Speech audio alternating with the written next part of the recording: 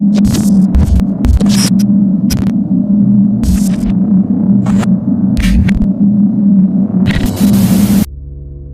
all see online ads on almost every website and every platform nowadays. We come across at least 100 ads per day, even if we don't care about them or their details. But not all ads are the same. Sometimes we see an ad for some products that looks like a gold mine, where the product is highly valuable and the seller is selling it for a really cheap price. This was exactly the ad that appeared on one of the ads on Craigslist. A PlayStation 5, brand new with all of its accessories. Price $100. Selling for reasons of travel, as you do feel about it now. You see the ad as a once-in-a-lifetime bargain. It attracts anyone's attention, no matter who is not interested. But if you are not greedy, not stupid, or not thinking that you are one of the 10 smartest people on the surface of the planet, and want to take advantage of this opportunity, it is necessary to draw attention to some needs. You should never ignore it. Like what? You said. First, the product image is not a real-life photo of PlayStation 5. It's a screenshot for the console from the internet. Second, the price is under 1/5 of the market price range for this product.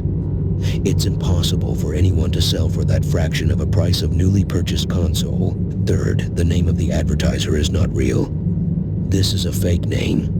There is no real person who calls himself the Cookies Lover 1 to 3. Fourth, the meeting place.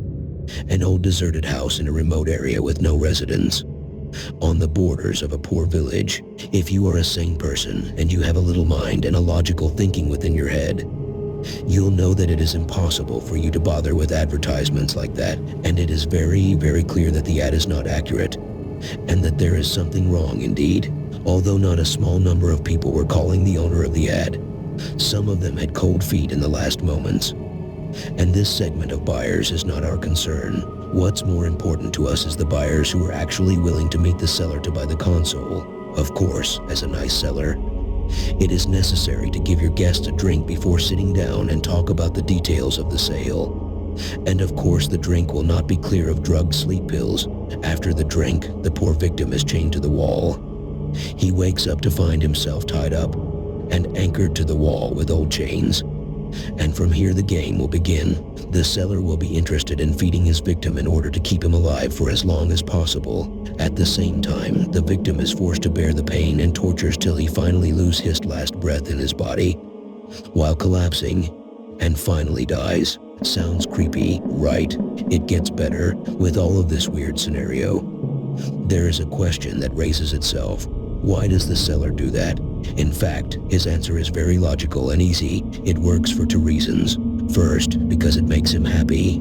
His sense of control over his victims and his strength in the face of their weakness, avenging his weakness in front of his father's strength throughout his childhood. Now is the time when he will be strong and others weak. Second, for the one who reaches this place, there will be one of two. They are either greedy and stupid, or they are naive and don't deserve to survive. He believed the world will be better without them. So the salesman will make a favor for the world and save it from those parasites. But for every smart guy, there's a smarter one waiting for his turn, right? A well-known rule, and the seller learned it the hard way. One day, a person called him and was very interested about the product he was selling, and the seller was able to seduce him to come over to the edge of the deserted house. And when the buyer came, the seller welcomed him over an excuse to go get them some drinks. When he stood up to go to the kitchen in order to bring him the drink in which the drug was in, he got a hit with solid stick on his head. He lost conscious right away. Imagine the hunter's feeling of his arrogance when he encounters himself a victim tied in the wall by his own chains in the same place of his victims. Allow me to introduce myself to you. I am Sam Leonard, one of the few smart people on this planet, and my mission was to cleanse the earth from brutal people, greedy people, the too kind and nice people. All of those do not have a place here with us. And my strategy was successful to the extent that my arrogance blinded me. When I didn't see the iron stick, which was in the hands of the peaceful buyer, Mr. Adam is standing in front of me now. He is the one who hit me, and he is the one who tied me up here. Introduced himself. He's John's father, John was one of my victims. I wanted to tell him about the place of his son's body, but unfortunately the dogs eat all the flesh, and then I threw all of the remaining bones at the river. An easy way to get rid of the bodies of my victims easily. Mr. Adam taught me an important lesson. There's always smarter guys in the room, and not all of the people who calls me are greedy or naive victims. After the seller confessed his crimes, he said, "Mr. Adam, I recorded everything about my murders on the tape as you requested. May you please let me go now?" Mr. Adam did not reply. Instead, he went to the table and grabbed a hook. The seller shouted, "Mr. Adam, please let me go. Please put the hook back." "Mr. Adam, we agreed you will turn me into the police once I confess." "Mr. Adam, please." And that was it. Days later, the police had an anonymous call about that house.